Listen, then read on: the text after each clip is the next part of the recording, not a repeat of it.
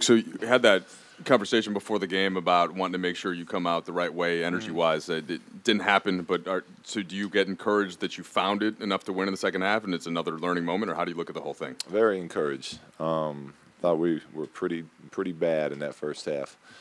As far as everything we talked about, I was surprised. We had a great shoot around today, good focus, good energy. But it's not easy. It takes mental toughness to be able to do it every single night. And obviously tonight we did not have it.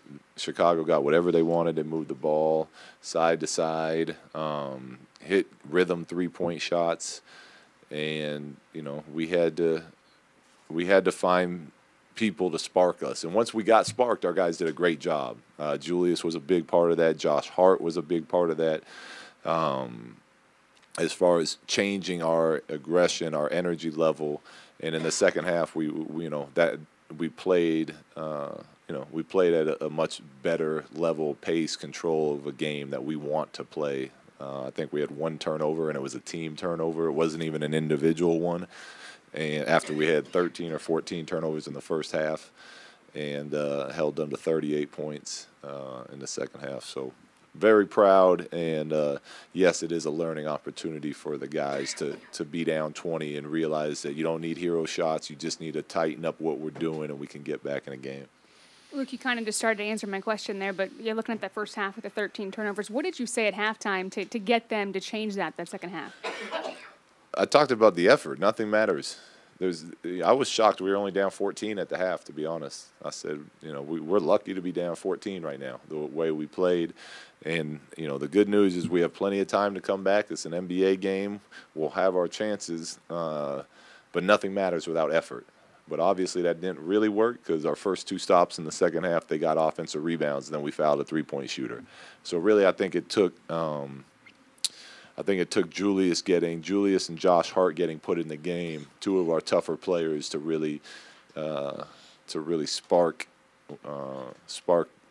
the energy level, the effort level. And once we got it, then we give all the guys that played credit, the bench credit. Once we got it, we didn't turn it off again. But it took their plays to make that happen. Look, you went back to Lonzo at the end of the game. That's something that you haven't always done this season. What were you expecting of him, and what did you end up getting from him? We were expecting what we got, which is him to make winning plays. They were pressuring our guards all night. They were getting us out of our offense. And, Zoe is, we had small groups in there, so it was tough with the switching we were doing to get rebounds. And, Zoe has a knack for making winning plays, and he's obviously shown that he's a very, very good rebounder. And we needed that because we got a couple stops that the balls were bouncing around on because we were undersized.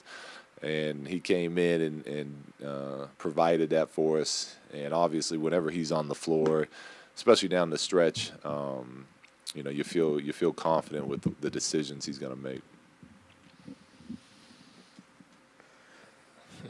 Luke, what was the biggest difference in that third quarter where you guys outscored the Bulls 30-19 and you didn't turn the ball over? Well, the biggest difference was we started playing hard, which again goes back to crediting Julius and Josh Hart. That was the physical part of it, and then mentally, I think the guys wanted to win. This is all part of the learning process. You gotta figure out how to.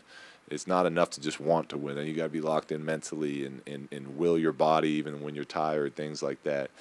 So I think mentally that we stopped turning the ball over because it was time to step our game up and try to get back in the game.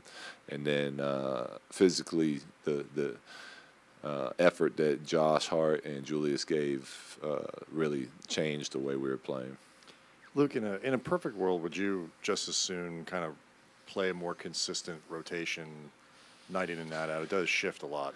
In a perfect world, yeah. But it is kind of fun shuffling them around, finding guys that are ready to go. I think ideally you get your routine set. Guys know when they're coming in, know when they're going to come out again.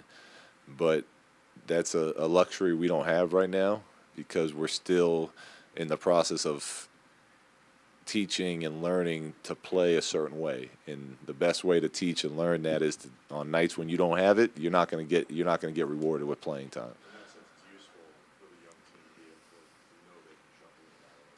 Absolutely, and I think it's good for them to know that they better be locked in and ready to go on the bench, because I mean Zoo got in for 3 minutes tonight, so whether you think you're playing or not, when you get called on, you better be ready.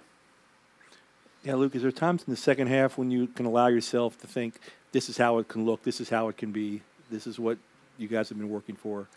Yeah, but not in the big picture. More of like during timeouts, like letting them hear and hopefully in that moment feel what it feels like to play at that level. So I understand like the big picture. Yeah, we'll get to that, and when I watch it on tape, and I daydream about what it's going to be like, that's it. But when you ask about the game, it's all about being in that moment and trying to teach them to feel what that feels like